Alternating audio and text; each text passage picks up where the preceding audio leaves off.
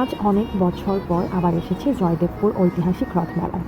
একটা সময় ছিল যখন আমি জয়দেবপুর কিন্ডারগার্টেন স্কুলে পড়তাম, তখন স্কুলে যাওয়ার রাস্তাই ছিল এই মেলার রোড। রথমেলার জন্য রাস্তাটা পুরোপুরি বদলে যেত, তাই আমাদের স্কুলে যাওয়া লাগতো বিকল্প পথে। স্কুল ছুটি হলে মাঝে মাঝে আম্মু হাত ধরে হাঁটতে হাঁটতে নিয়ে যেত মেলার ভিতরে। সেই হাঁটা মানেই ছিল ছোট ছোট আনন্দ। এখানে মিলত মাটির জিনিস, লোহার জিনিস, রান্নাপত্র, চামচ, কাঁটা চামচ থেকে শুরু করে সব কিছু। আম্মু এইসব টুকিটাকি জিনিসপত্র কিনত। আমার নানার কথা আজ ভীষণ মনে পড়ছে। নারায়ণগঞ্জ থেকে নানা একটা গাড়ি ভাড়া করে সপরিবারের সহ চলে আসতো, এবং আমরা যত নাতি নাতনি আছে তাদের সবাইকে একটা দুটা করে খেলনা কিনে দিত। তার দেওয়া শেষ খেলনা হাঁস এবং গিটার এখনও আমার কাছে আছে, প্রায় 15 বছর ধরে আছে আমার কাছে।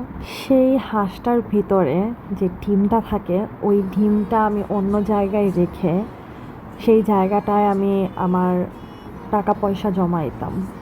লাইক যখন আমি ক্লাস 6-এ পড়ি, তখন আমি অল্প অল্প করে টিফিনের টাকা রেখে দিতাম, এবং ওই টাকাটা আমি হাঁসের ভিতরে ব্যাংক টোপা হিসাবে হাঁসটাকে ইউজ করতাম।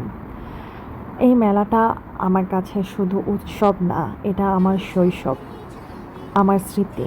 রথমেলা মানে শুধু দোকানপাট না, এটা একটা অনুভূতি।